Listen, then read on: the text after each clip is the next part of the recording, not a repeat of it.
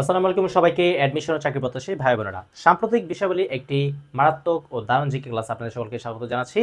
দেখুন, সাম্প্রতিক সময়ে নানা রকম বিষয়গুলো ঘটে গিয়েছে এবং স্টিল নাও ঘটছে। ঠিক আছে, সো আমরা ক্লাসের মাধ্যমে এরকম অনেকগুলো বিষয় জানবো। তো চলুন দেরি না করে আজকে আমরা ক্লাসটা দেখি যে কি আছে। ঠিক আছে, 1 নম্বর, আমি যদি দেখি যে সবচেয়ে কম বয়সে সেরা 100 জন বিজ্ঞানীর তালিকায় স্থান পেলেন মার্জানা আক্তার, এবং এই মার্জানা আক্তার বাংলাদেশ কৃষি বিশ্ববিদ্যালয় যা বা হচ্ছে কি বাংলাদেশ এগ্রিকালচার ইউনিভার্সিটি, যেটা ময়মনসিংহ অবস্থিত, সেখানে একজন শিক্ষার্থী।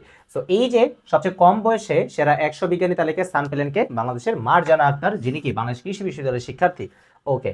2 নম্বর, বাংলাদেশ এলডিসি হতে এলডিসি উত্তরণ হতে বের হবে। ঠিক আছে, এই যে এলডিসি, লিস্ট ডেভেলপড কান্ট্রিজ, আমরা জানি, আমরা জানতাম যে বিষয়টা কি এই বছরের 26 নভেম্বরে বের হওয়ার কথা ছিল, কিন্তু না, এটা 3 বছর পিছিয়েছে। বাংলাদেশ বের হবে কবে? 24 নভেম্বর 2029 সালে। খুবই গুরুত্বপূর্ণ একটা প্রশ্ন। 3 নম্বর, জাতিসংঘের কততম অধিবেশনের সাম্প্রতিক সময়ের একটা হাইলাইটেড টপিক হচ্ছে এটা এটা এটা, কারণ 40 বছর পর বাংলাদেশ থেকে কেউ সভাপতি নির্বাচিত হলো।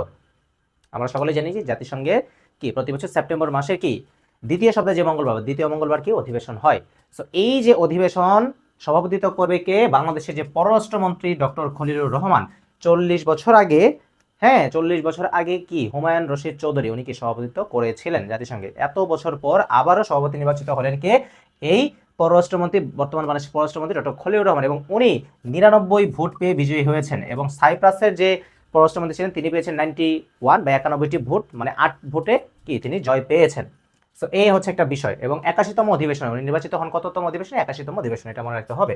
আচ্ছা, বিশ্ব পরিবেশ দিবস। আচ্ছা, প্রতি মাসে কিছু কিন্তু দিবস থাকে, যেমন জুন মাসে একটা দিবস থাকে, মে মাসের দিবস থাকে, প্রত্যেকটা মাসে কিন্তু কিছু স্পেসিফিক দিবস থাকে। যেমন বিশ্ব পরিবেশ দিবস কত, মানে বিশ্ব পরিবেশ দিবস কত তারিখে পালন করা হয় পুরো ওয়ার্ল্ড ব্যাপী? সেটা হচ্ছে কি 5ই জুন। ঠিক আছে, 5ই জুন বিশ্ব পরিবেশ দিবস পালন করা হয়। আচ্ছা, Bangladesh security and exchange commission. ঠিক আছে, Bangladesh security and exchange commission, commission যে কি বিএসইসি এর বর্তমান যে চেয়ারম্যান তার নাম হচ্ছে কি মাসুদ রানা। ঠিক আছে, তার নাম হচ্ছে মাসুদ রানা।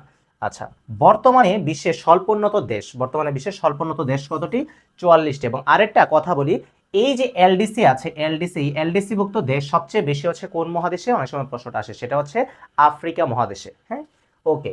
7 নম্বর, এআই দ্বারা সৃষ্ট নকল কিন্তু আসল স্বদেশ ভিডিওতে, সাপোজ আপনার নামে একটা মিথ্যা কথা বা একটা মিথ্যা কিছু বানানো হলো, ঠিক আছে, এআই দিয়ে, কিন্তু এটাকে নকল, কিন্তু আপনার মতো একটু হুবহু দেখতে আর কি, বা হচ্ছে আপনার কাজের সামিল বা সদৃশ, তখন সেটাকে কি বলে? মানে আপনার মতো বাট বিষয়টাকে নকল। সো এটাকে ডিপ ফেক বলা হয়, ডিপ ফেক বলা হয়। 8 নম্বর, স্যামসাং যে দেশ ভিত্তিক প্রতিষ্ঠান? ঠিক আছে, সাউথ কোরিয়া। স্যামসাং কোন দেশ ভিত্তিক প্রতিষ্ঠান? South Korea. আচ্ছা, ওপেক, ওপেক, ওপেকের সদর দপ্তর কোথায় অবস্থিত? এই যে সদর দপ্তরগুলো, ঠিক আছে, সদর দপ্তরগুলো যে ভিয়েনা, অস্ট্রিয়া। কোথায় অবস্থিত? অস্ট্রিয়ার ভিয়েনাতে অবস্থিত ওপেকের সদর দপ্তর। আচ্ছা, এবারের বিশ্বকাপ ফুটবলে সর্বকনিষ্ঠতম ফুটবল প্লেয়ারের নাম, এটা কিন্তু খুব গুরুত্বপূর্ণ। সর্বকনিষ্ঠতম ফুটবল প্লেয়ারের নাম কি? গিলবার্তো মোরা, গিলবার্তো মোরা। এবং আমরা সকলেই জানি যে এই মাস থেকে তো ওয়ার্ল্ড কাপ শুরু হচ্ছে, আর মাত্র 4 দিন বা 3 দিন এরকম আছে।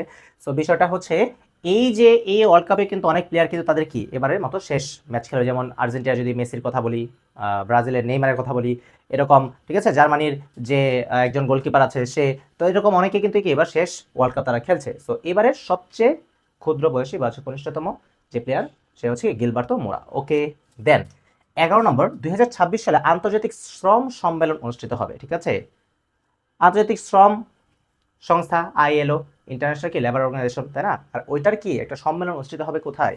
এই যে সুইজারল্যান্ডের রাজধানী কোথায়? এই জেনেভাতে অনুষ্ঠিত হবে। দেন সর্বশেষ যেটা আছে, যে জাতিসংঘের দ্বিতীয় বৃহত্তম অর্থদাতা দেশ, জাতিসংঘের দ্বিতীয় বৃহত্তম অর্থদাতা দেশকে জার্মানি, এবং প্রথম প্রথম অর্থদাতা দেশকে ইউএসএ। দুইটা বিষয় আমরা জেনে নিলাম। তাহলে আমরা কি সাম্প্রতিক বিষয়াবলী অল্প কয়েকটা বিষয় আমরা অল্প সময়ে কি দেখে আয়ত্ত করে নিলাম।